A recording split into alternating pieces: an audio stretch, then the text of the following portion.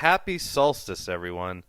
This solstice becomes exact on Sunday, June 20th at 11:31 p.m. New York time, which is 3:31 Greenwich Mean Time on June 21st. It is, of course, the summer solstice in the northern hemisphere and the winter solstice in the southern hemisphere. The solstice represents the zenith of polarity here on this planet, with 24 hours of daylight at the North Pole and 24 hours of darkness at the South Pole. Wherever you are in the northern hemisphere, it's the longest day, and wherever you are in the southern hemisphere, it's the longest night. For the purposes of this transmission, I will focus on what is relevant for those in the northern hemisphere, as that is where most of my audience is located. The summer solstice, or Litha in the Wiccan tradition, represents the maximum illumination of the sun father aspect. It is a celebration that the Sun King has reached his maximum strength, yet it is also the acknowledgement that he begins to lose his power as we head into winter with every day that comes after the solstice. It's a wonderful time to take stock of all that is good in your life and to practice giving gratitude. Life isn't always easy, and for so many of us light workers, we've had a really difficult ride. Many of us are still navigating a particularly onerous course. But as arduous as things can get, there's always something to be grateful for without exception. Take some time to give thanks for the family, friends, and pets who have stuck with you. Take a moment to give thanks for the sun, the moon, and the stars. Express gratitude for the health that you do have, even if it isn't perfect. Show appreciation for the money, shelter, food, water, and resources that you do have, because there are certainly human beings on the planet who don't have anywhere close to what you have right now. Pay tribute to the beauty and the sanctity of nature. Mother Earth shines her brightest on this day. Everything has bloomed and all the animals are out to play. Many creatures are already teaching their newborns the ways of the world after spring births. Nature is something that most of mankind takes for granted. We keep polluting and toxifying the planet with little concern as to the long-term consequences. And when I say we, I mainly mean the large corporations and governments of the world that are doing by far the most polluting. As the light workers, starseeds, and pagans of the planet, it's essentially become up to us to do what we can to mitigate the damage that is continually being precipitated by the powers that be. The simple task of appreciating and immersing our physical vessels in the nature that we do have left on the planet is a wonderful contribution towards this end. We can also practice visualizing the earth detoxifying, or use the violet flame or violet light in general to assist in her detoxification. I like to practice this when I visit the forest or the river or the lake by my house. And what you can do is just imagine the water or imagine the forest being completely enveloped in this violet light, and intend that that violet light is transmuting all toxicity into wellness, health, abundance, and growth. Honoring yourself. Another great way of honoring and aligning with the summer solstice energies is to honor yourself. Just like the full moon illuminates the shadow within so it can be healed, the summer solstice spotlights the most positive aspects of you. It is time to acknowledge everything you're doing right, appreciate yourself for your talents, and to bring out the charismatic side of you. As light workers and empaths, we tend to internalize everything, including other people's quote-unquote garbage. We are the ones that people come to when they need someone to listen to them and to give them genuine feedback. But we also tend to quite easily blame ourselves for things that usually aren't even our fault, while neglecting to give ourselves credit for things or to compliment ourselves. We tend to be our own worst critic. For a light worker and empath, learning to be nice and gentle with oneself is an unavoidable and crucial part of this journey. It may actually feel like one of the most unnatural things possible. Helping someone else feels so instinctive, but being genuinely nice, soft, and tender with oneself, that can literally be a scary prospect. So this is exactly what we can practice as light workers and starseeds and empaths on the summer solstice. Learning to acknowledge our talents and gifts is a great start. We all have talents and gifts that we are really good at. Many of these knacks we've developed through hardship. The talents and gifts that we have, whether they be something you'd consider to be of a spiritual nature or not, are God-given gifts that we should appreciate. I'm going to toot my own horn and say I'm an incredible writer and speaker, an amazingly gifted psychic, a marvelous healer, a creative cook, and a great listener. I'm funny, witty, extremely intelligent, courageous, articulate, interesting, romantic, artistic, caring, gentle, and full of love. I'm really, really kind to people, animals, and nature in general. What about you?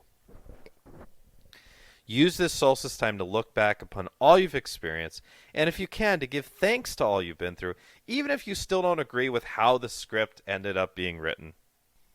Of course, on a higher level, the script was masterfully crafted by a higher aspect of you. That aspect of you that can see the big picture knew that this was how things had to go down. You haven't done anything wrong. You are exactly where you need to be on this solstice. Give thanks to all the experiences you've had, the good, the bad, and the ugly. Acknowledge all the people you've come across, some who have had a significant impact in your life, and others who have merely been passerbys in your movie. Appreciate all the places you've been and all the experiences you've had. No, things haven't been perfect, but maybe in a way they have been perfect. Life is incredibly unpredictable, and even though we do our best to create the lives we want through the law of attraction, affirmations, and intentions, there are unseen forces that will ensure that there will be twists and turns that we can't foresee. That's part of the fun of it. And yes, remember, this game is supposed to be fun at times. There's an oft misconstrued idea in the spiritual community about the past and the future being the enemy. The past and future can be the enemy, but they don't need to be. It's all about how you relate to the past and future. If you can, at least just for a moment, completely honor your past for what it is and cease trying to change it in any way. And if you can do that, you will come into alignment with truth. If you can, at least for a moment, see the future as a blank canvas, then likewise you are in alignment with truth.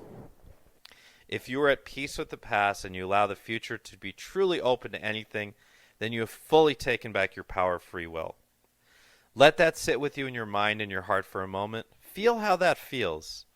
It may not make total sense in your mind because it's kind of a paradox, but see if your heart feels expanded by that statement. If you're at peace with the past and you allow the future to be truly open to anything, then you have fully taken back your power of free will. When the past and future are your friend, you'll find it much easier to feel like you're in the present moment and to truly ground into your body. This is much more realistic and practical than trying to stay present all the time, which really isn't sustainable. Trying too hard to do anything tends to push it further away.